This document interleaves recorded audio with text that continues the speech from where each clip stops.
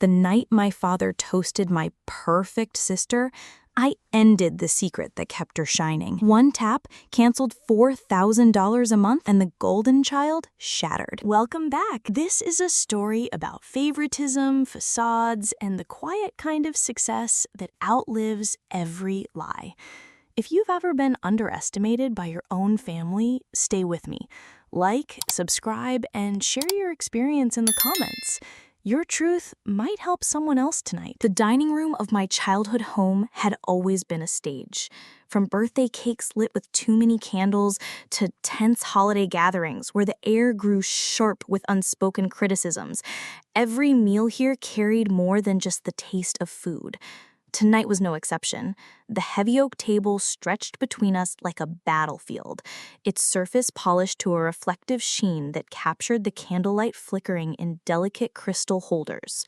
My father's favorite burgundy filled the glasses, but it was his words, sharp, cutting, deliberate, that intoxicated the room. "My daughter, Isabella," Raymond announced proudly, raising his wineglass in a toast. His deep voice echoed with self-assurance, the same tone he once used in his years as a high school principal when addressing an assembly. "She's successful, responsible, unlike you, Hannah." The sentence sliced through me like glass under skin. It wasn't the first time, and it wouldn't be the last, or so I thought then. Raymond's voice held no malice in his mind. To him, this was simply fact, a comparison, his truth. But for me, sitting at the far end of the table, it was a judgment sharpened by years of repetition. I steadied my hand on my fork, slicing into the roast chicken on my plate as if the action could steady my heart. Years of practice had taught me to keep my expression neutral. A storm was raging inside, but storms never helped in this house. Silence was my shield. Composure, my only weapon. Across from me, Isabella basked in the glow of his words. The candlelight loved her face, catching on the golden strands of her carefully styled hair and the glint of her diamond earrings.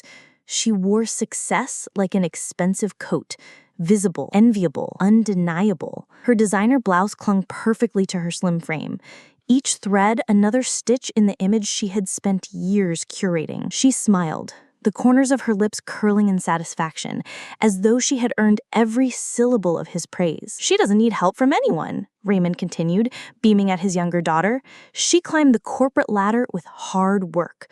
Look at her apartment, her car, her wardrobe, completely self-reliant." The words were familiar. I had heard them all before, spoken at countless dinners, family gatherings, even whispered with pride to relatives over the phone. Each repetition was a nail in the coffin of how my father viewed me.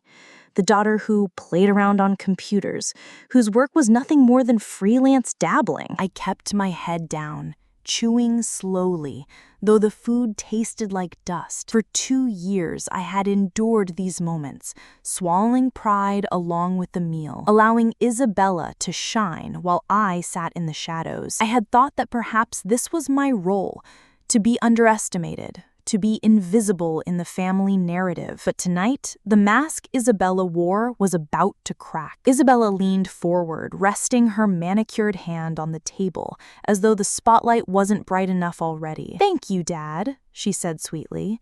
"I've worked really hard to get where I am. It feels amazing to be financially independent." The phrase landed in my ears like a stone hitting glass. Financially independent. My jaw tightened. I remembered the desperate text she had sent just last week. "Han, I'm drowning. Please, just one more transfer.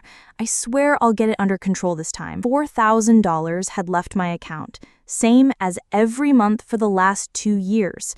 $4,000 that had kept her independence alive, like oxygen pumped into a balloon that was always seconds from deflating. I laid down my fork with deliberate care.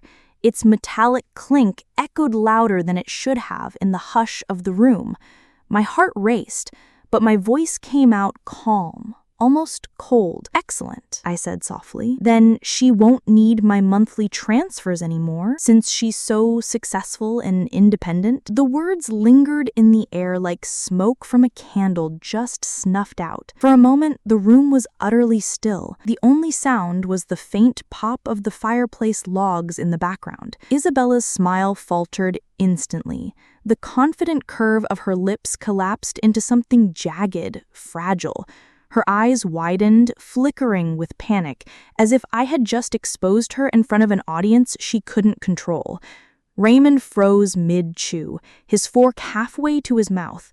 Slowly, mechanically, he lowered it back to his plate. "What did you just say?" His voice was quiet, but heavy, the kind of quiet that comes before thunder. I met his eyes, steadying myself. "I said Isabella won't need my monthly transfers anymore, since she's so successful and independent." A tremor passed over Isabella's face.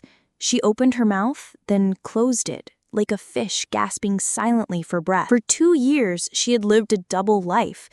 The adored corporate achiever in my father's eyes, and the financially drowning woman propped up by her older sister's generosity. In this one moment, both versions collided. "Hannah," she whispered desperately, leaning forward so only I could hear, "we agreed to keep that private." "Keep what private?" Raymond demanded, his voice rising. His gaze flicked back and forth between us, suspicion blooming in his eyes.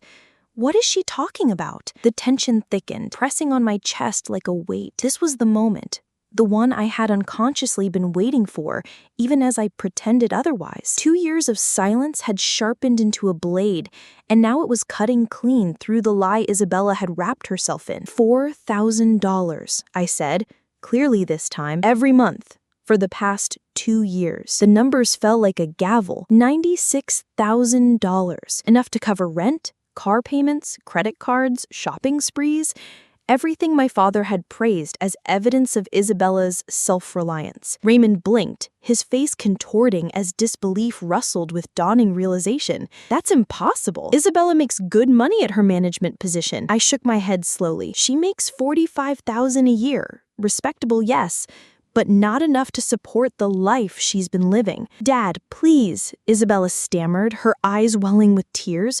Her voice cracked, the practice poise slipping away. "Her apartment is $2,800 a month," I continued, my tone calm but merciless. "Her car payment is $600.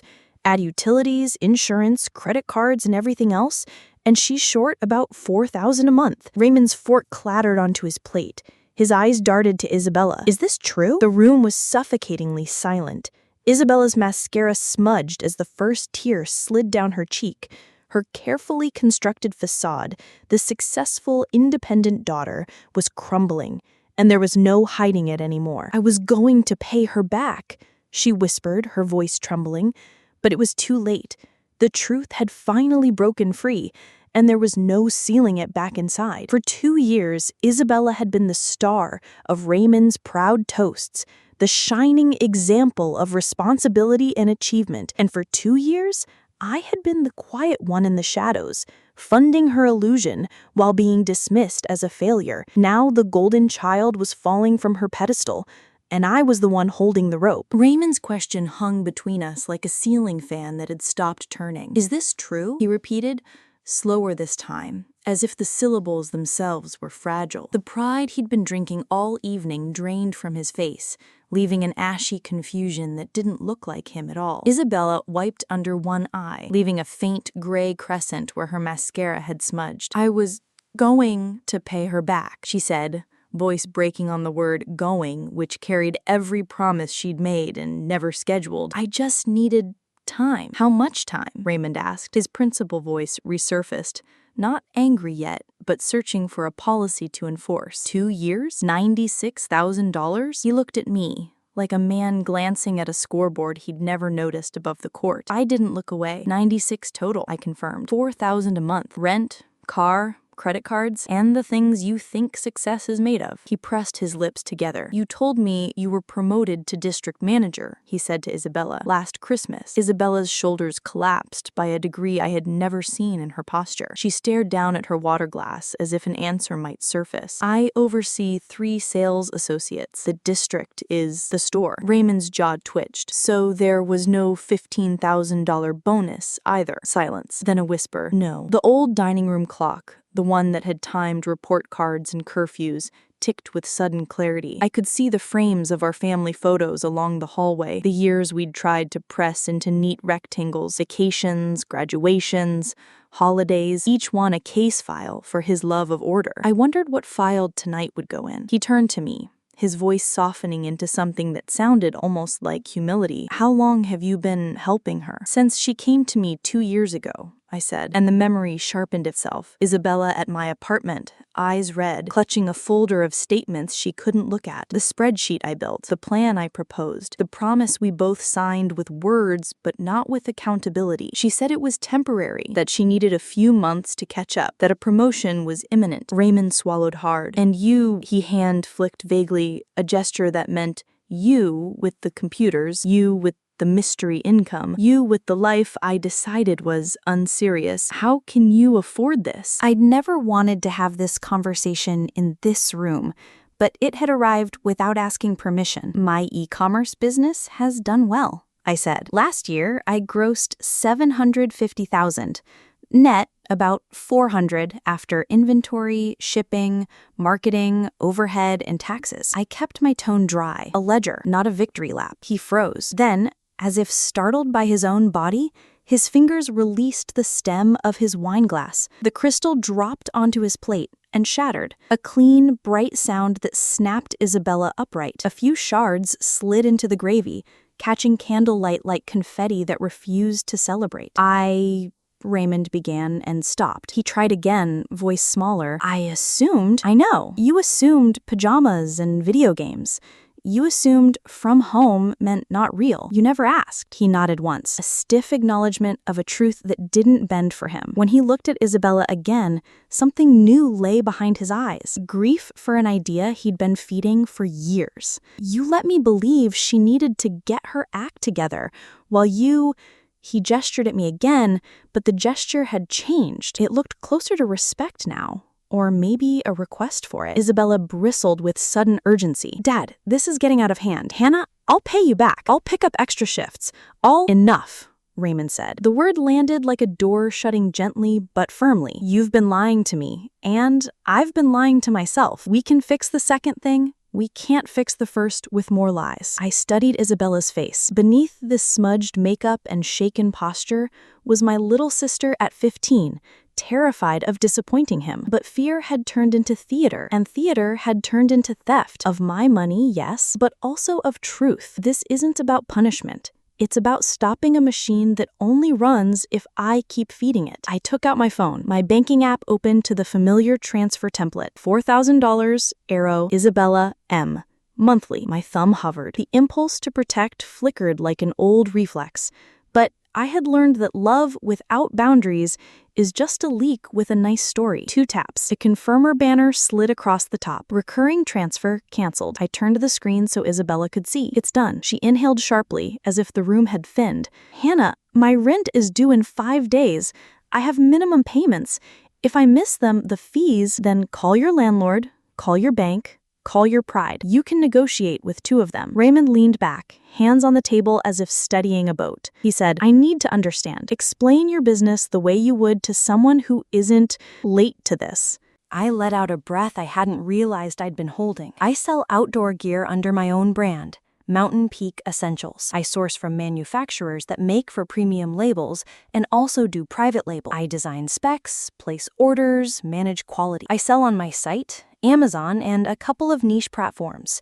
I use third-party fulfillment in Commerce City. Average order value $250. In season, about 1,200 orders a month. Margins are roughly 40% on product before marketing and overhead. I run lean. Ads are targeted, content does the heavy lifting, and repeat customers are gold. Raymond listened like he was in a classroom he wished he'd found sooner. And the reviews, the logistics, the Risk? 5-star average across platforms, I said. I invest heavily in customer service. I forecast demand using historicals plus weather and holiday patterns. I keep cash buffers, and I never pretend a good month is a guarantee. A small smile tugged at the corner of his mouth. Not at me, but at the humility of the last sentence. You built all of this, he said quietly, while I was telling relatives you were playing around. You were telling them what you could see, I said. A desk in an apartment, a laptop, comfort clothes. You value uniforms. Mine just doesn't have a logo. Isabella's chair scraped the hardwood as she stood abruptly. Dad, you can't let her just cut me off. I'll lose my apartment. My car will be repossessed. She swallowed. Everyone will see. Raymond's eyes softened, but his answer didn't. They already are seeing, Bella. They were seeing a fiction before. You can live smaller. Many people do. You can be honest. Few people are. She dropped back into the chair. The fight seemed to drain out of her, leaving a quieter thing behind. Something like acceptance, but bruised. I hate you for this, she said to me. Not with venom, but with exhaustion. I know, I said. Someday you might thank me instead. Someday you might not. Either way, I'm done underwriting a story that's hurting both of us. Raymond reached for a napkin and began collecting the larger shards of glass, as if tidying one mess could atone for the other. What do you need from me? He asked, eyes on the table. I could have asked for a speech, a public correction, interest on the doubt. I chose the simple version. Don't talk about my life like it's less than because you understand hers more than you understand mine. Ask before you assume. And please, don't make Isabella's problems smaller just to make our night easier. He nodded. Done, he said. And for the first time in years, I believed him. The conversation loosened after that. Not into comfort, but into clarity. We walked through numbers like hikers reading trail markers, the true salary, the rent that outpaced it, the car that advertised a life she couldn't afford, the subscriptions, the dinners that did more for Instagram than nutrition. Isabella winced at each item, but she didn't dispute them. That, too, was a beginning. The candles burned lower. Outside, Denver's dusk gave way to the cool blue of evening. The house felt different, as if a room long sealed had been opened and the stale air was leaving, even if the fresh hadn't arrived yet. When we finally stood, plates half-eaten and cold, Raymond placed a hand on each of our shoulders. Father, not principal. We will figure this out, he said. Not by pretending, by adjusting. Isabella nodded, eyes rimmed, but clearer. I'll look for a cheaper place, she murmured, as if trying the words on to see if they fit. I'll sell what I can. I'll call the bank. Call me, I said. And when she glanced up in surprise, I held her gaze. For advice, not money. She gave a short, wet laugh that sounded like something breaking and something mending. Okay. At the door, Raymond paused. Hannah, I want to understand Mountain Peak Essentials, not to critique, to learn. He gestured toward the world outside the window, the one he'd kept so tidy in his mind. I've been wrong about what success looks like. It looks a lot of spreadsheets, I said, and he smiled, small and real. After they left, I stood alone in the dining room. The air was cooler now, the echo of the shattering glass gone. I gathered the last glinting shard from the plate and dropped it into the trash. In the quiet, my phone buzzed with a low, practical vibration. Inventory notification, not drama. I breathed in the ordinary rhythm of my life and felt a boundary click into place like a well-made clasp. 2 years of invisibility ended with 4 sentences and 2 taps. The ledger wasn't balanced, but it was honest. And honest, I'd learned, compounds. Morning carries a different kind of honesty than night. It doesn't ask for candles or ceremony. It just lifts the blinds and shows you what's left. I woke to pale Denver light pooling across my apartment floor, the kind of washed-out brightness that makes dust honest and corners obvious. My phone lay face down on the nightstand, a small black door I wasn't sure I wanted to open. When I did, the notifications lined up like a queue outside a courthouse. A text from Raymond arrived first, time-stamped 6:12 a.m. I owe you more than an apology. Breakfast? I want to learn about Mountain Peak Essentials. No speeches, just questions. Under it, 2 missed calls from Isabella and a 3rd voicemail. I let the voicemail play while I filled the kettle. Han, it's me. She sounded exhausted, voice husky from sleep or crying. I know last night had to happen. I'm not asking for money. I just need to know what to do first. Rent is due in 5 days. I'm terrified. There was a breath, then softer. I'm sorry. The kettle clicked. Steam fogged the small kitchen window that faced a slice of sky and the brick shoulder of the building next door. I poured hot water over coffee grounds and watched them bloom and sink. Expansion, contraction, clarity. The whole process felt like a diagram of the last 12 hours. I texted Raymond back, 9 a.m., corner brew on 12th. Bring your real questions, not principal questions. Then I called Isabella. She answered on the first ring. Hannah, first thing, I said gently, you call your landlord. Tell them you're going to be late and ask about a grace period. Ask if you can shift to a smaller unit when something opens. Then call your bank and ask to convert your balances to a hardship plan. Lower interest, fixed payments. It'll dent your credit. That's fine. Credit is just the mask money wears. A watery laugh slipped out of her. You always sound like you have a manual for things. I write my own when I can't find one, I said. Make a list with 3 columns. Keep, negotiate, sell. Rent goes under negotiate, car 2. The designer pieces go under sell. The gym membership goes under cancel, which is a secret 4th column for things that only looked like necessities. She breathed in and out, steadier now. Okay, could you meet me later to build a budget? Not for money, for a plan. 3 p.m., I said. Bring every bill and statement. No makeup for the numbers. By 9, I was seated at Corner Brew with 2 mugs and my laptop open to a dashboard that had always looked more like home to me than any living room did. The place smelled like espresso and cinnamon, and someone had left a dog tied outside, a golden retriever with eyes that believed in everyone. Raymond arrived precisely on time, wearing the uniform of a retired authority. Neatly pressed shirt, clean jacket, gilt on a hanger behind his posture. He sat, exhaled, and for a moment looked not like my father or a former principal, but like a man carrying a box labeled fragile he wasn't sure how to set down. Thank you, he said, wrapping both hands around the mug, for agreeing to this. I agreed to coffee, I said. The gratitude is for what you do after it. He nodded, fair. He glanced at the laptop screen the way non-swimmers glance at deep water. Then he leaned in, start at the beginning. I showed him the bones of my business, the product tree with SKUs and variants, the supplier spreadsheet with lead times and MOQs, the order heat map glowing brightest across Colorado, Utah, Washington, and, unexpectedly, North Carolina. I pulled up the review analytics. Fit as expected, weatherproof held up in 3 days of rain, customer service replied in an hour. I walked him through unit economics with actual numbers, not the airy abstraction he'd always suspected. Larkridge shell jacket, landed cost $74,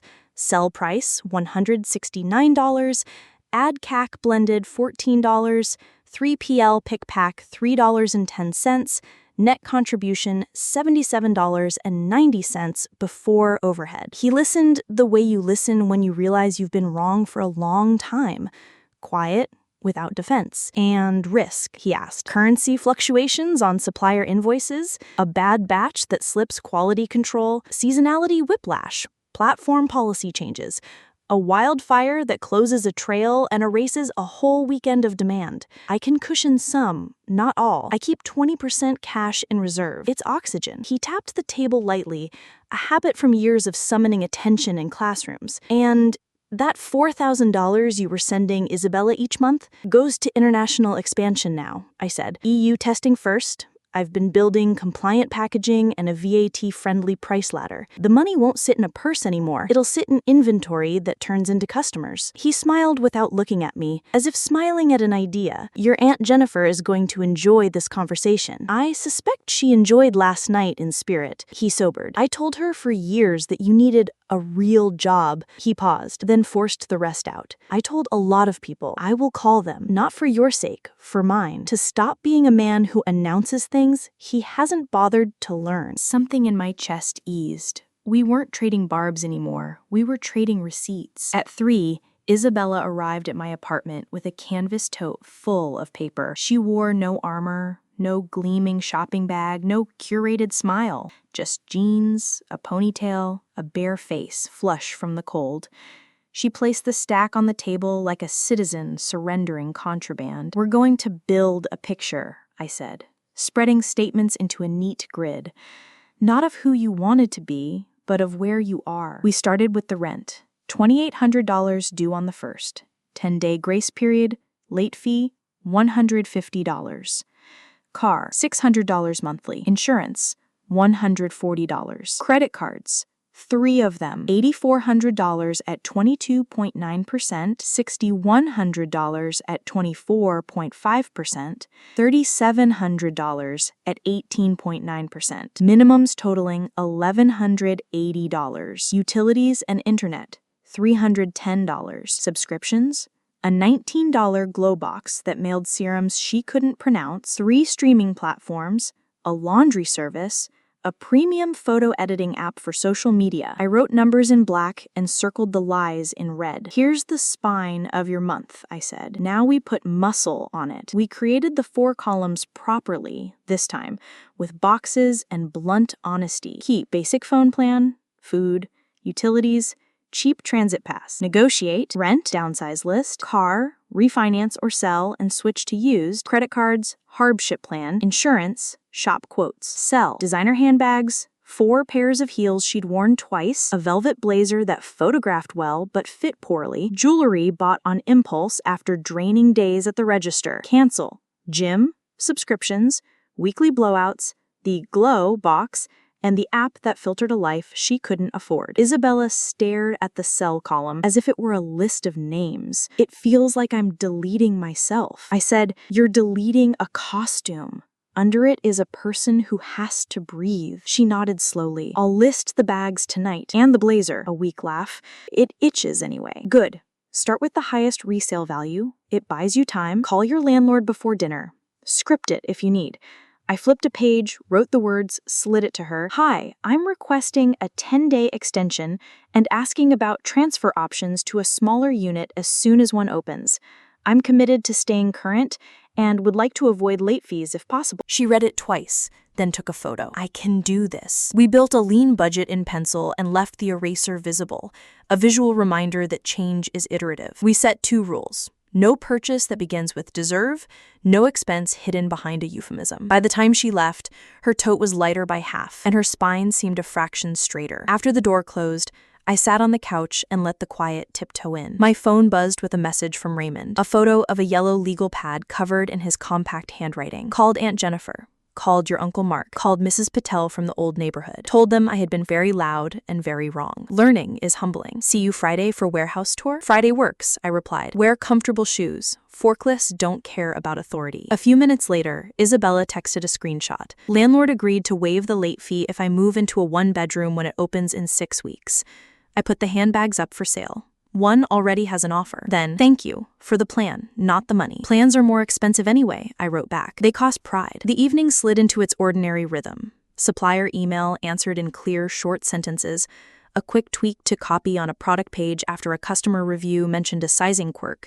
Inventory alerts acknowledged and slotted into a reorder schedule. Work, my constant city. Around 9, I opened Isabella's social media out of habit. The grid that had once sparkled with hotel lobbies, mirror selfies, and champagne brackets was quiet now. The last post was 2 weeks old, a throwback captioned, "Grind never stops," with a winking emoji that now read like a confession. In the comments, questions stacked up, concern mixed with curiosity ghosting into judgment. The algorithm had learned her shine. It didn't know what to do with her shadow yet. I closed the app. There were things I couldn't fix, and one thing I could: the alignment of my life with my values. The $4,000 that used to leave on autopilot would go to a different kind of risk now, the kind that built instead of disguised. I opened a new tab and finalized the artwork for EU-compliant labels. Accent marks on favorite becoming favorite, centimeters replacing inches, warnings translated by a professional instead of a bot. The future trimmed and resewn to fit. Before bed, I stood by the window and watched a late bus grumble down 12th, its lights carving the street into bright rectangles. Somewhere in the city, a woman was listing a velvet blazer for sale, hands shaking just a little, and then less. Somewhere else, a man with a principal's voice was practicing how to sound like a student again. The aftershocks hadn't stopped, but the building hadn't fallen. It had flexed, absorbed, adjusted. That was the thing about foundations you pour yourself. You know where they're strong and where they creak. You can add beams. You can shore up the corners. You can learn. The ledger of last night remained unsatisfying in the way truth often is. No victory confetti, no applause break, just steps, documented and small, toward a life that doesn't require pretending. I turned off the lamp, set my phone face down again, and let the room darken into a shape that fit. Tomorrow would bring more calls, more numbers, more humility. It would also bring orders to pack, a new customer in Marseille if my label math held, and a father at a warehouse in Commerce City wearing comfortable shoes, ready to be led instead of to lead. I slept without dreams, or maybe with one, a house where the dinner table wasn't a stage, but a place where people ate and told the truth. And the only toasts that mattered were the kind that acknowledged what had been learned, not what had been assumed. Friday arrived with a chill that cut clean through Denver's morning air. The kind of crispness that wakes you whether you're ready or not. I pulled into the industrial park on the edge of Commerce City, where the gray buildings stood like quiet giants. Faceless but full of motion. Trucks idled in loading bays, their exhaust curling upward like smoke signals, while forklifts hummed along concrete floors inside. This was not the world of polished boardrooms or corner offices. It was the beating heart of commerce, where cardboard, pallets, and logistics told their own truth. I had invited Raymond here to see Mountain Peak Essentials where it actually breathed. It was one thing to sit in a coffee shop and look at spreadsheets. It was another to stand in the echoing belly of a warehouse and hear the thrum of orders being filled. He arrived precisely at 10, his punctuality intact as always. Today he wore comfortable shoes, as I'd instructed, but he still carried himself like he was about to supervise a fire drill. "Morning," he said, tucking his car keys into his jacket pocket. His eyes scanned the building with weary curiosity. "So this is where it happens." "This is where part of it happens," I corrected, swiping my badge at the entry. "The rest is in planning, marketing, and customer service. But this is the muscle." The heavy door released, and the warehouse greeted us with the symphony of industry. Forklifts beeped as they reversed, the rhythmic clatter of tape guns, sealed boxes, and labels flew from printers in neat white sheets. Rows of shelves stretched upward, stacked with neatly organized bins, each labeled with SKU codes and product names. Alpine trek poles, glacier shell tents, Cascade sleeping bags. Raymond's eyes widened. "This looks enormous." "It's mid-size, 50,000 square feet, but I only lease a portion. The logistics company uses the rest for other clients. I pay for square footage, storage volume, and fulfillment services." We walked past a station where 2 workers were packing orders, laying out gear on a table, cross-checking against invoices, scanning barcodes, and dropping items into boxes that would soon make their way to doorsteps across the country. Raymond paused, watching the precision of it, the way a tent pole slid into bubble wrap before disappearing into a carton. "And these people work for you?" he asked. "They work for the 3PL, I explained. Third-party logistics. They handle warehousing, picking, packing, and shipping. I manage the contracts, inventory forecasts, and customer service. It keeps me lean. I don't need to own a warehouse to run a multi-million-dollar business." He gave a short, incredulous laugh. "I used to think success meant a corner office with your name on the door. For some people, maybe it does. For me, success is freedom. It's knowing I can scale without drowning in overhead." We walked down an aisle lined with shelves. Raymond trailed his fingers across the boxes, as if touching them made the reality sink deeper. "How many orders are processed here in a day?" "Between 100 and 200, depending on season," I said.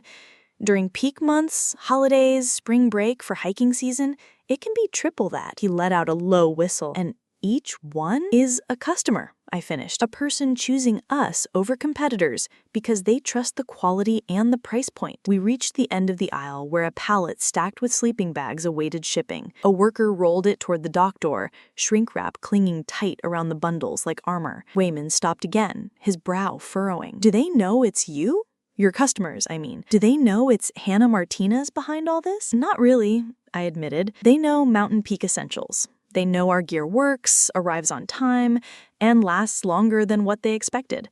My name doesn't matter. I like it that way." He nodded slowly. "And yet, for 2 years, I told everyone you were wasting your potential." There it was, the quiet confession. It wasn't loud, but it was heavier than any toast he'd ever raised to Isabella. I stopped walking and turned to face him. "You didn't ask," I said simply. You saw what you wanted to see. A daughter in jeans at a laptop. You assumed it meant failure. His throat bobbed. And Isabella? She knew the truth all along? She did. Raymond leaned against a shelf, the cardboard pressing gently against his back.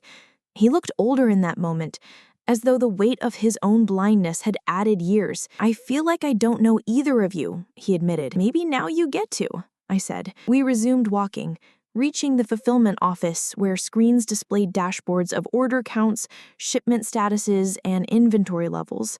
One chart glowed red, a low stock warning on Cascade sleeping bags. See that? I pointed. That means I need to reorder within the week or I'll miss sales. But if I reordered too aggressively, I'd tie up cash and risk overstocking. Raymond studied the screen. It's like managing a classroom, he murmured. Too much pressure and kids shut down. Too little and they drift. Balance, I smiled faintly. Exactly. Except the kids are spreadsheets. We left the hum of machines behind and stepped back into the cool morning air.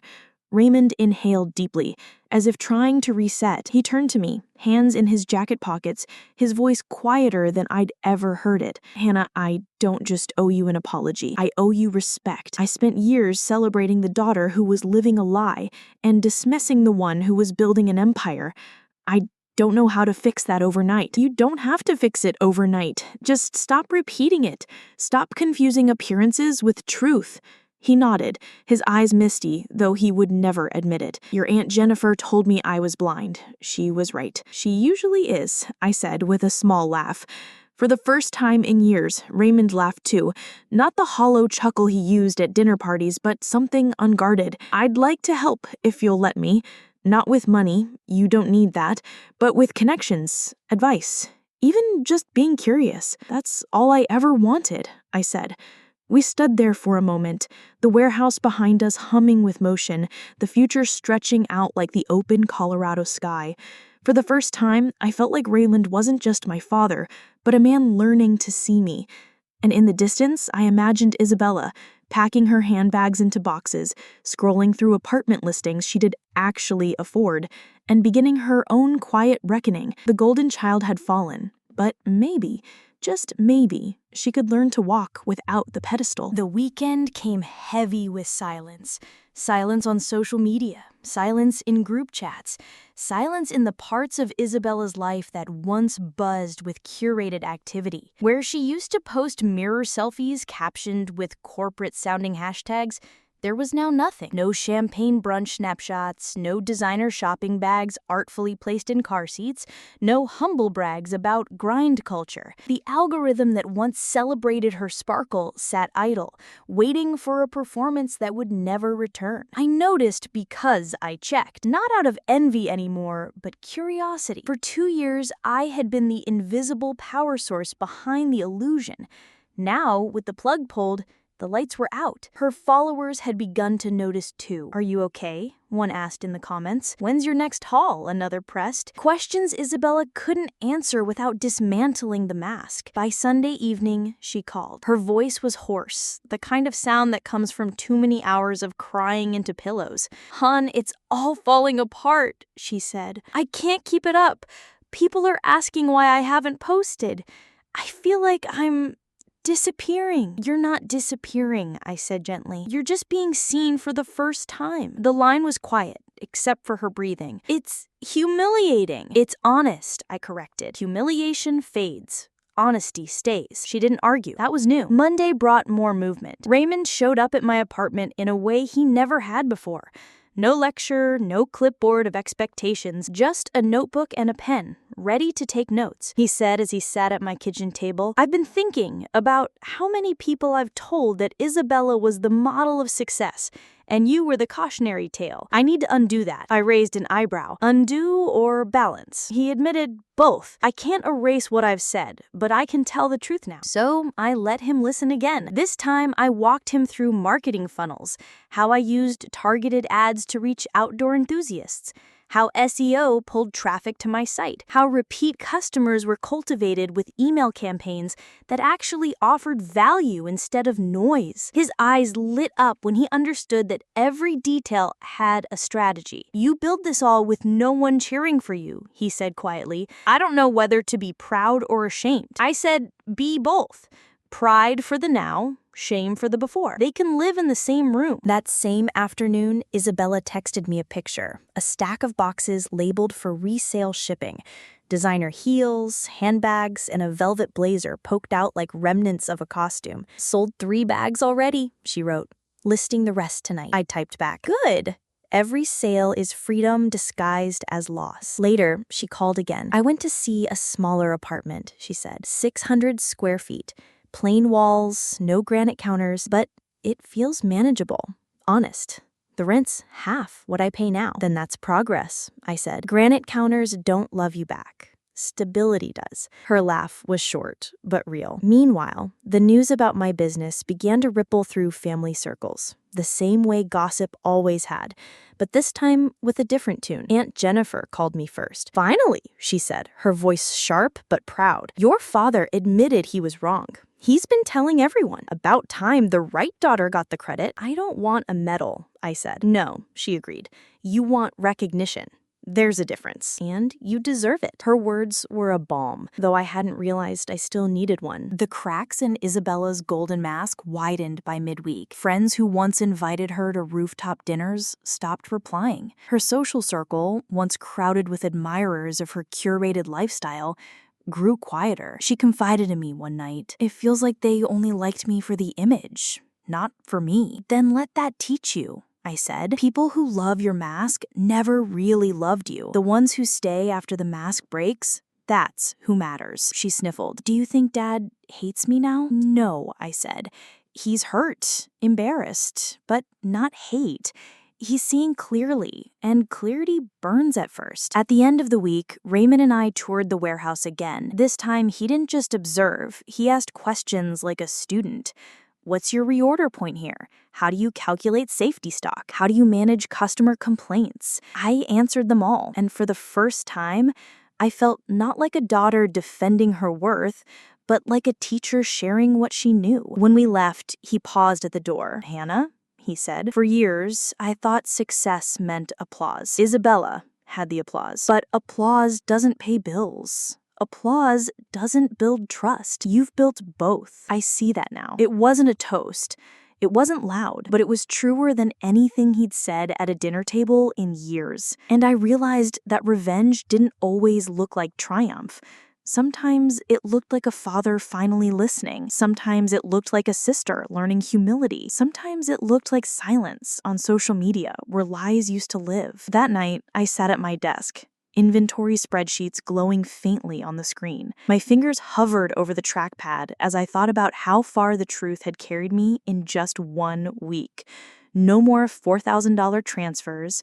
No more family dinners where my achievements were buried under Isabella's glitter. The mask had cracked, and beneath it was something raw but real. And I decided I would rather live in raw truth than glittering lies. The following week felt like stepping into a different house without ever leaving mine. The air was lighter, conversations shorter but sharper, and silence no longer smothered me. For the first time in years, I felt like I wasn't dragging around an invisible burden, funding someone else's shine while dimming my own. But while I was adjusting to this new reality, Isabella was unraveling. She called me Monday night, her voice shaking. "Dad won't look at me the same. He hasn't yelled. He hasn't even said much. That's worse somehow. It's like he's disappointed in me, but he doesn't have the energy to be angry anymore." I leaned against my kitchen counter, letting her words spill. "That's not disappointment. That's shock. Give him time." "But Hannah," she whispered, "he's told everyone for 2 years that I was the successful one. Now he looks like a fool. That's not on you alone. That's on him too. For never questioning it, for never asking. But yes, the mask broke, and now you both have to live with the shards." The next day, Raymond showed up at my apartment without calling first. He'd never done that before. Not once since I moved out. He stood at my door holding a pie from a local bakery, like peace could be packaged in flaky crust. He said, I wanted to talk, simply, when I let him in. We sat at the table, the pie untouched between us. His hands were folded, knuckles white. For a man who once commanded classrooms with nothing more than posture, he suddenly looked like a student waiting for a failing grade. He admitted, I've spent my whole life measuring worth by titles. Principal, manager, director. I thought they were proof. Solid ground. But you've built something without a title, without the trappings. And I didn't see it because it didn't look like what I understood. I let him speak because interrupting would have robbed him of the honesty he was finally grasping. He took a long breath. I owe you an apology, Hannah. Not for one comment. For years of them. For every dinner I turned into a comparison. For every relative I misled. For believing that your success couldn't be real because it didn't wear a suit. I studied him carefully. His gray hair caught the light. His shoulders slumped, and his voice trembled like a man stepping onto unfamiliar terrain. I said quietly, apologies don't fix the past, but they do change the future. And right now, that's all that matters. He nodded, relief softening the lines in his face. Meanwhile, Isabella was learning what humility tasted like.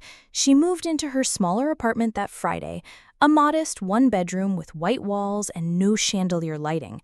She sent me a picture, a folding table serving as her dining space, a secondhand couch shoved against the wall. It feels so small, she texted, but at least it's mine. I replied, small and honest is better than big and borrowed. Later that night, she called. Do you think people will laugh when they find out? She asked. Some might, I admitted, but the ones who laugh were never friends. Real friends stick around even when the glitter is gone. She was quiet, then whispered, I don't know if I have many of those left. Then now's the time to find out, I said. By the second week, Raymond's transformation had become noticeable. He called me 3 times, not with criticism, but with curiosity.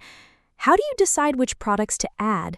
What's the difference between gross revenue and net profit again? How do you predict when hiking season spikes? Each answer seemed to chip away at the old walls he'd built between us, and with each question, I felt less like a dismissed daughter and more like someone finally being heard. On Sunday evening, he invited me over for dinner. The same oak table waited for me, polished as always, but the atmosphere was different.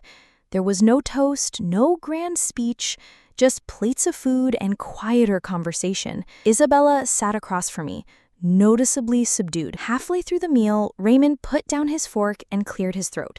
I need to say this out loud, he began, looking at both of us. I've been unfair to you, Hannah, for underestimating your work, and to you, Isabella, for enabling a lie I wanted to believe. I celebrated the wrong things, I compared when I should have listened, and I want to do better. The words hung in the air, heavier than wine, but lighter than years of silence. Isabella's eyes filled with tears. Dad, I never wanted it to go this far. I thought I'd get promoted, that I'd earn enough to stop needing Hannah's help, but I didn't. I kept pretending. I'm sorry. For once, Raymond didn't scold. He just nodded slowly. I know. And now it's time to start fresh. I exhaled, tension I hadn't realized I was holding finally loosening. The table wasn't perfect. It never would be. But for the first time, it wasn't a battlefield. It was a place where truths could stand without costumes. That night, back in my apartment, I opened my laptop. Orders were streaming in.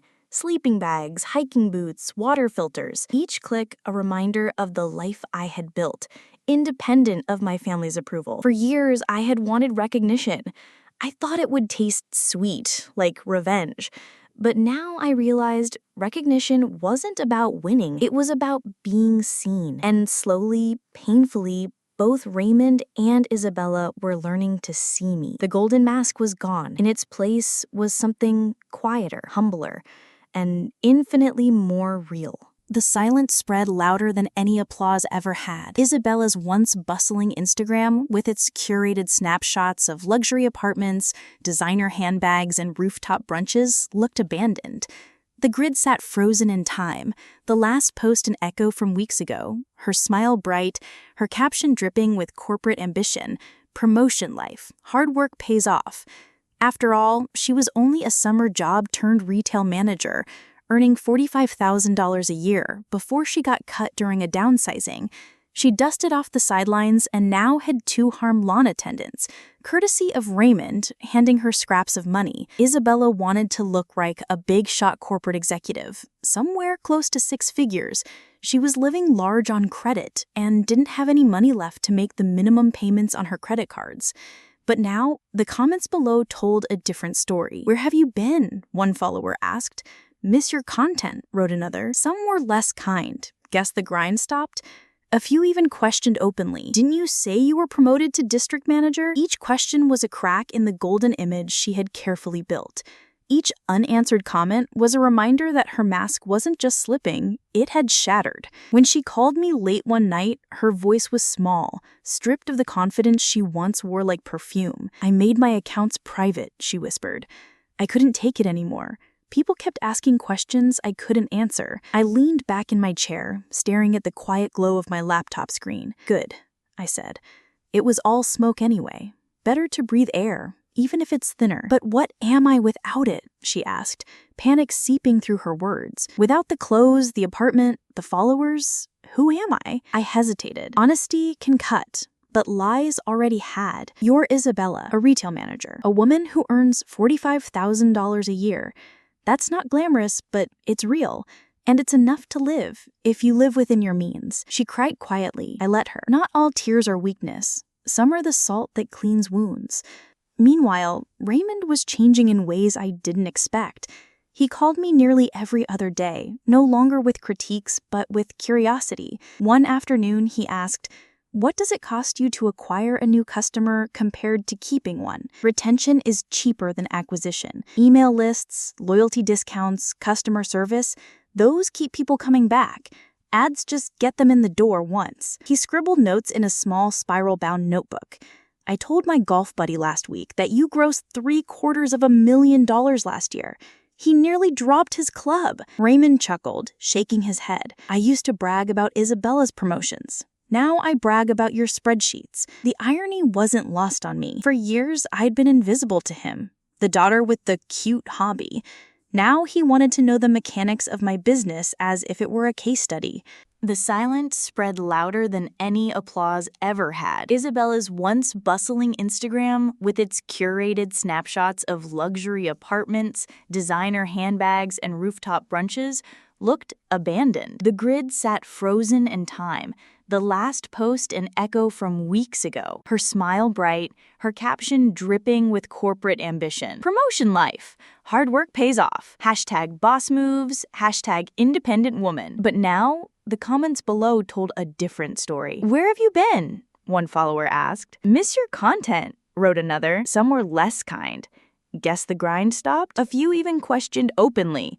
"Didn't you say you were promoted to district manager?" Each question was a crack in the golden image she had carefully built. Each unanswered comment was a reminder that her mask wasn't just slipping, it had shattered. When she called me late one night, her voice was small, stripped of the confidence she once wore like perfume. "I made my accounts private," she whispered. "I couldn't take it anymore. People kept asking questions I couldn't answer." I leaned back in my chair, staring at the quiet glow of my laptop screen. I said, "Good, it was all smoke anyway. Better to breathe air, even if it is thinner." Isabella, on the other hand, was being forced to face what she'd avoided for years. She moved into her smaller apartment, 600 square feet, 1 bedroom, no granite countertops, no rooftop brunches. She sent me a picture of her new place, a folding table with mismatched chairs, a secondhand sofa, and bare walls. "It feels like failure," she texted. I replied, "It feels like starting over. There's a difference." Later, she called again. "Do you think people will laugh if they find out where I live now?" I said, "Some will, but those people never mattered. Let them laugh. They're not paying your rent." There was a pause, then a shaky laugh. "I guess you're right." By the 3rd week, Isabella had listed almost everything she once flaunted. Designer handbags, high heels, even jewelry she once bragged about at family dinners, all sold on resale platforms. Each sale brought cash, but each sale also stripped away another layer of her old life. "It feels like peeling off skin," she admitted during one of our talks. I reminded her, "It's not skin. It's costume, and you don't need it anymore. For the first time, she didn't argue. Raymond surprised me again one Sunday afternoon. He asked if I could show him the back end of my website, the analytics, the traffic sources, the conversion rates. I pulled it up on my laptop while we sat at his kitchen table. He leaned in, eyes narrowing at the graphs. So this spike here, he pointed, that's from your holiday campaign? Yes, I said. I bundled tents, sleeping bags, and stoves into a discounted set. Families love packages. They don't want to piece things together. He nodded, fascinated. And this dip? Shipping delays during a snowstorm. We had to send apology emails and discount codes. He looked at me with something new in his eyes, something I had never seen directed at me before. Respect, pure and unfiltered. You built this, he said, almost in awe. All by yourself? Yes, I said, all by myself. And in that moment, I realized something. Revenge hadn't been about watching Isabella fall. It wasn't even about Raymond finally eating his words. It was about this, about standing in the truth of what I had built, with or without their approval. That night, as I scrolled through my own accounts, I thought about how different our worlds were now. Isabella's social media was silent. A digital ghost town where glitter used to shine. Mine, though quieter, hummed with satisfied customers, glowing reviews, and a business that kept growing quietly beneath the radar. Her mask had cracked beyond repair. Mine had never existed in the first place. And in that moment, I wasn't jealous of her. I pitied her, because once the applause fades, you either have substance or nothing at all. The Martinez family name had always carried weight in our neighborhood. For years, Raymond had been the proud father who boasted about his younger daughter's climb up the corporate ladder. At backyard barbecues, church gatherings, even the grocery store checkout line, he'd beam as he recounted Isabella's promotion to district manager or her generous holiday bonus. Neighbors nodded, relatives clapped him on the back, and I stood quietly in the background, the invisible daughter who still hadn't figured things out. But now, the reversal had begun. It started with Aunt Jennifer. She called me one evening, her voice bubbling with laughter. "Your father rang me earlier," she said. "Told me he'd been wrong for years." I almost dropped my wine glass. "He finally admitted you're the successful one."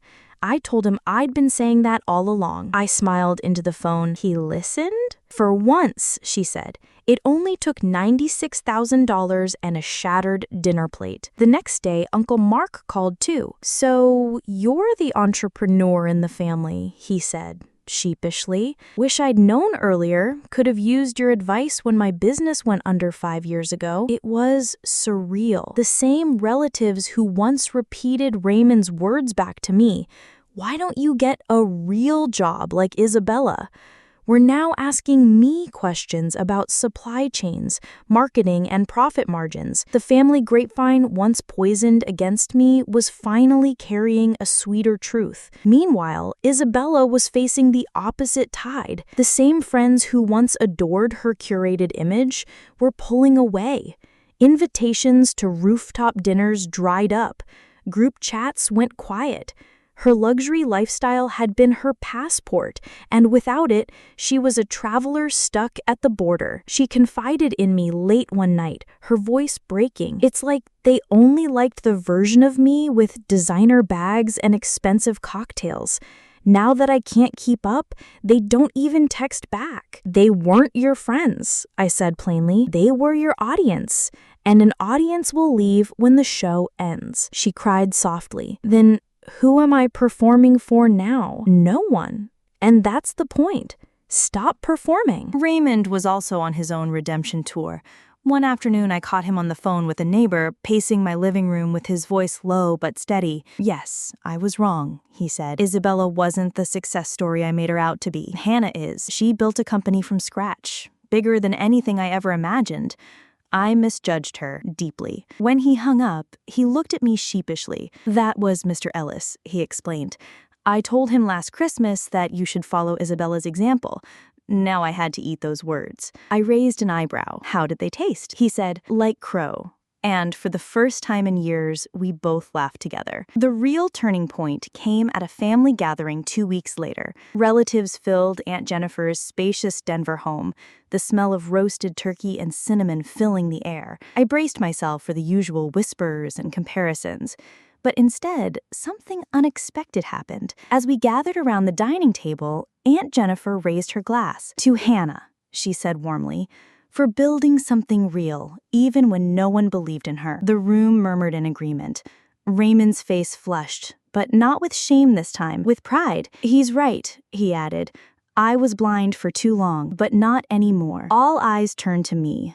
For once, I wasn't invisible. Across the table, Isabella sat stiffly, her fork poised above her plate but unmoving. She forced a smile, but it didn't reach her eyes. Later, she pulled me aside in the hallway. "Do you like this?" she hissed.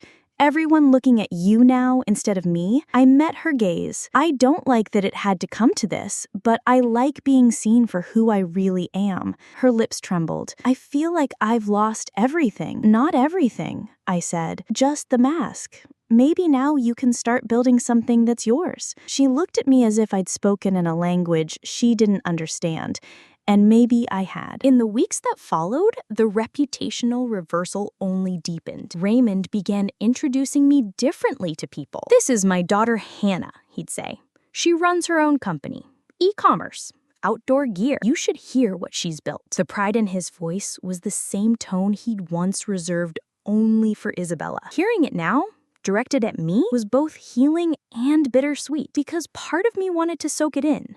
The recognition I'd been denied for years. But another part of me knew it was too late to erase the hurt of all those dinners, all those dismissive comments, all those years where my achievements were invisible. Recognition heals, but scars remain. Still, I realized something important. Revenge wasn't about destroying Isabella or even making Raymond grovel. It was about balance being restored, the truth finally being louder than the lies. For years, Isabella had been the golden child, the pedestal polished by Raymond's endless praise. But pedestals built on deception crumble, and when they do, the ones who stood in the shadows finally get to step into the light. And for the first time in my life, that light felt like it belonged to me. By the 4th week, the consequences of Isabella's unraveling life arrived in full force. They didn't come with drama or spectacle.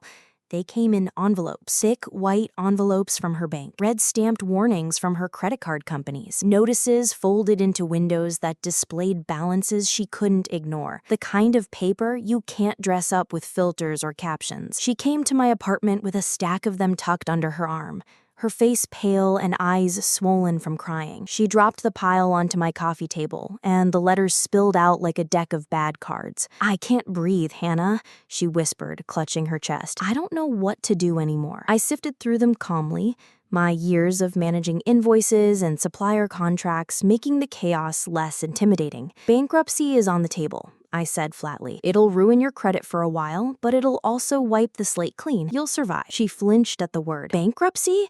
That's failure." "No," I corrected. "It's honesty. It's admitting you lived beyond your means.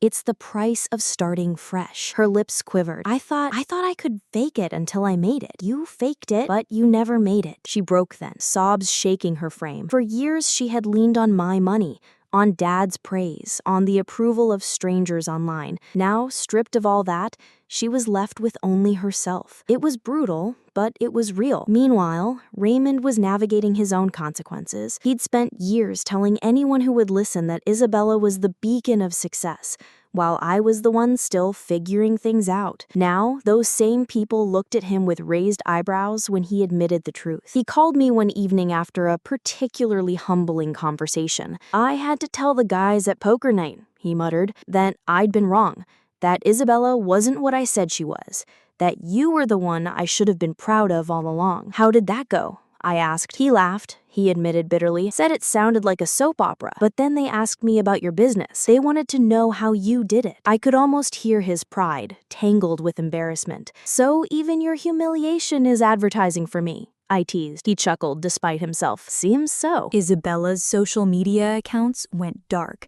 After weeks of dodging questions, she finally set everything to private. Her followers drifted away, bored or suspicious. Without the expensive dinners, luxury clothes, and fancy apartment backdrops, she had nothing to post. Her carefully curated brand dissolved overnight. But life outside the screen was harsher still. She confided in me one afternoon, her voice trembling. "I tried going out with some friends last night. They ordered cocktails and I just asked for water. One of them looked at me and said, 'What happened to you? You used to be the one we all envied.' 'And what did you say?' I asked. She looked down at her hands. 'Nothing. I just went home.' 'Good,' I said. Silence is better than another lie." Her financial freefall accelerated. The luxury car was repossessed after she missed 3 consecutive payments. The landlord reminded her that the downsized unit wouldn't be available for another month, and late fees stacked like bricks. Her credit card balances ballooned with penalties.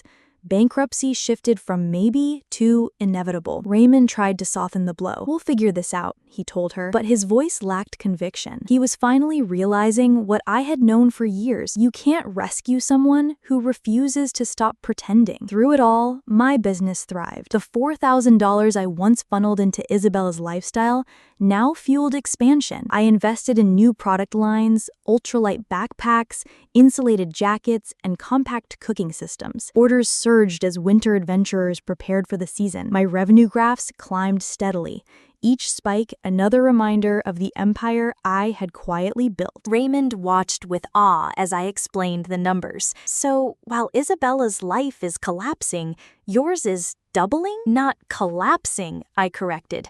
"Transforming. Sometimes destruction is just the first step." He nodded, thoughtful. "And sometimes silence is growth." One night, Isabella showed up at my door again, her eyes red, but her tone calmer. "I've decided," she said. "I'm filing for bankruptcy, selling the rest of my things, starting over." I studied her carefully. "Good. That's the first honest choice you've made in years." She swallowed. "Will you help me? Not with money, just with support, with advice." I hesitated, then nodded. "Yes, but only if you stay honest. No more masks, no more pretending." She nodded fiercely, like someone gripping the edge of a cliff. "I promise." And so the consequences settled where they belonged. For Isabella, humility, bankruptcy, smaller apartments, lost friends, and the bitter taste of reality. For Raymond, shame, apologies, and the slow work of rebuilding trust. Not with me, but with his own judgment. For me, freedom. Freedom from the burden of propping up lies. Freedom to reinvest in the business I had built with my own hands. Freedom to be seen, finally, as I truly was. It wasn't the revenge I had fantasized about. It was better because it lasted. The day Isabella filed for bankruptcy, Denver wore a clean winter sky. No theatrics, just blue, unblinking and plain. I drove her to the courthouse, because doing hard things is easier when someone waits at the curb. She walked in clutching a folder of documents she finally understood. Balances, interest rates, statements that once looked like background noise. When she came back out an hour later, her face was blotchy, but her shoulders were lower, as if she'd set down a suitcase she'd been pretending was weightless. "It's done," she said. "No drama, no defense. Just a fact that could start a future." We stopped for coffee. She didn't order the caramel thing that doubled as dessert. She got a small drip and drank it black. "I thought bankruptcy would feel like an ending," she said. "It feels like honesty with paperwork." "Honesty compounds," I said, and watched the words land. This time, they stayed. Raymond's reckoning came slower but deeper. He had begun calling people to correct the story. Relatives, neighbors, former colleagues. The first few conversations were awkward. Then they became easier. Not because pride hurt less, but because truth is lighter than a lie repeated for years. One evening, he showed up at my apartment with a cardboard box full of old photo albums. He set them on my table like an offering. "I want to remember correctly," he said. "Not what I projected, what happened." We flipped pages. There I was at 12, kneeling on a tarp, trying to rig a cheap tent I had convinced Mom to buy at a yard sale. Me at 15 with a paper route bag, saving for my first backpacking trip. Me at 22 sewing a prototype stuffed sack on a borrowed machine. Isabella flitted in and out of the frames like light. Recitals, dances, proms, beautiful, effortless. 2 stories developing in the same house, using the same oxygen. unseen by the same man who loved both daughters but only knew how to celebrate one. He closed the album and looked up. "I confused applause with achievement," he said. "I told the world a story that made me proud, and told myself it was true because pride is loud." He paused. "I'm sorry I taught you to measure your worth by who clapped." I said, "You didn't teach me that. You tried.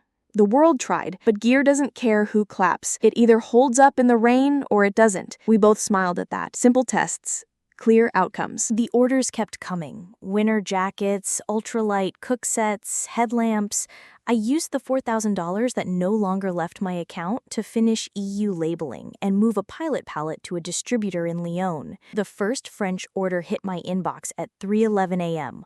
1 times Larkridge shell, 2 times Trail Pro socks, size M. I stared at the accented shipping address like a postcard from a life I had been building quietly, piece by piece, while my family debated whether I had one. Raymond visited the warehouse again, this time with a list of operations questions that would have made any junior manager blush. He asked about cycle counts and shrink, about return rate targets and root cause analysis on defects. I answered with numbers and timelines. He watched a forklift driver ease a pallet into bay G17 and said, half to himself, "I spent 30 years teaching kids to prepare for the future. I forgot to learn a new language when the future didn't look like mine." "Welcome to logistics," I said. "Verbs are forecast, fulfill, fix." He laughed, really laughed, and I realized the sound had stopped needing my permission to be real. 2 weekends later, we did something unusual for us. We hiked together. Nothing epic, just a clear trail west of Golden, dusted with snow, switchbacks like sentences that knew where they were going. I brought a pair of poles from my latest production run to test the new locking mechanism. Raymond brought a thermos of coffee and a notepad because he still believed in documenting learning. Isabella came too. She wore my older model shell jacket because she'd sold her fashion coats.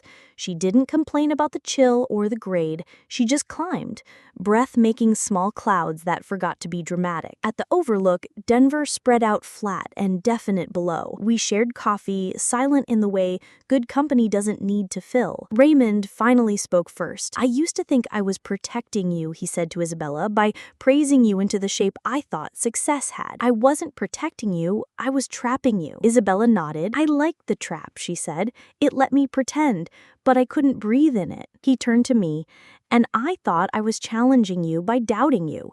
I wasn't challenging you, I was erasing you." "I built anyway," I said. "No edge to it. Just another fact." He swallowed, eyes wet in the cold. "I see that." We packed up. On the way down, Isabella slipped on a patch of ice, caught herself with one pole, and laughed. Not the brittle kind, the kind people make when they surprise themselves by being strong. The next family dinner wasn't a coronation or a courtroom. Aunt Jennifer hosted.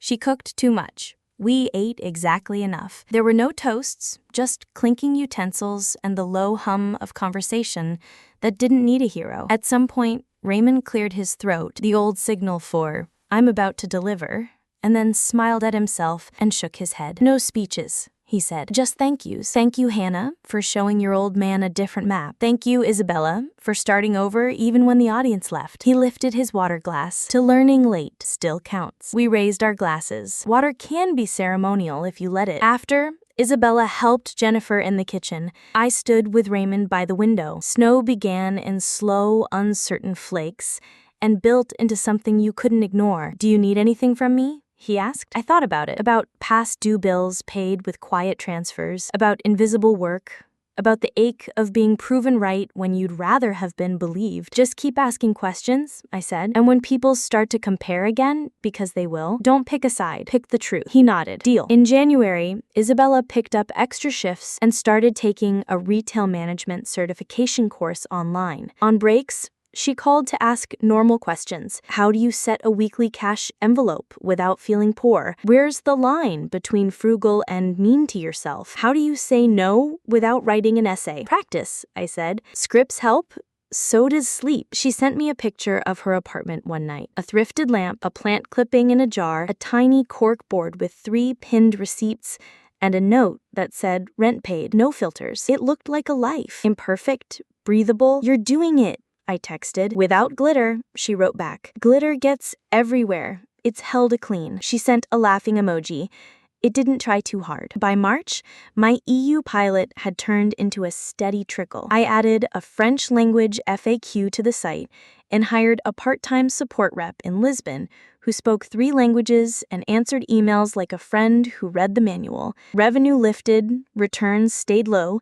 The warehouse flow could handle the volume without new hires. The business grew in that unglamorous way healthy things do, predictably, responsibly, with room to breathe. One afternoon, I invited Raymond to sit in while I did a quarterly planning review. We went over cash buffers, forecast error tolerances, and a conservative expansion calendar. When I finished, he sat back, impressed. "You're not just successful, you're sustainable." I said, 2 different careers taught me that. Small business and parented childhood. We both smiled. Jokes are bridges when they don't avoid the canyon. The final reckoning wasn't a single dramatic scene. It was a sequence of small, correct choices that replaced the grand wrong ones. It was Isabella sending me a picture of her credit report 6 months later with the word rebuilt circled in yellow. It was Raymond showing up to my warehouse open house with a tray of homemade empanadas and introducing me to a hiking club buddy as the smartest operator I know. It was me realizing that my need to be seen had quieted because I was seeing myself clearly enough. On the anniversary of that first dinner, the one where a toast tried to define my worth, I made roast chicken in my apartment. I set the table with 2 plates and a third for leftovers, because habit is a shape you can soften. Isabella arrived with a salad she actually made. Raymond brought pie, and no opinions. We ate. We talked about inventory that had finally cleared, about a coworker of Isabella's who asked her how she negotiated down a bill, nicely, but like I mean it, about Aunt Jennifer's plan to rent a cabin this summer if we all promise to wear the gear I bring, and not complain about the lack of Wi-Fi. When we finished, I didn't make a speech. I took out my phone, opened my banking app, and scrolled. Not to transfers, not to scheduled payments a lie required, but to a line item labeled International Expansion Fund. It wasn't a performance, just a glance at a number that told the truth about discipline. Raymond noticed and grinned. "Old habits?" he asked. "New ones," I said. We did the dishes together. At the door, Isabella hugged me for a long time. "Thank you for letting the truth happen," she whispered. "I didn't let it. I stopped interrupting it." She nodded, like she understood. Maybe she did. After they left, I stood at the window and watched night braid itself through the city. Somewhere, a late delivery truck would carry a box with my logo to a porch. Someone's future adventure. Someone's first hike. Someone choosing utility over pretense. Somewhere else, a woman in a small apartment would pin another receipt to a corkboard and feel proud. Somewhere else, a man who used to lecture for a living would ask a new question instead. The stage we'd mistaken for a dining room had become what it should have always been, a place to eat and tell the truth. No glitter, no pedestal, just people adjusting the load, finding balance, moving forward. Revenge had never been the point. In the end, the most satisfying sound wasn't a golden child shattering. It was the quiet click of things aligning, the ledger closing clean, the boundary holding, the door to a new year opening on well-oiled hinges. I turned off the light, and the room held its shape. And that's how the golden child's facade finally collapsed. Not with my anger, but with the truth. Sometimes the best revenge isn't shouting or fighting back. It's letting reality speak louder than every lie. If this story resonated with you, don't forget to like, subscribe, and share. Because someone out there needs to hear that success doesn't always look the way people expect.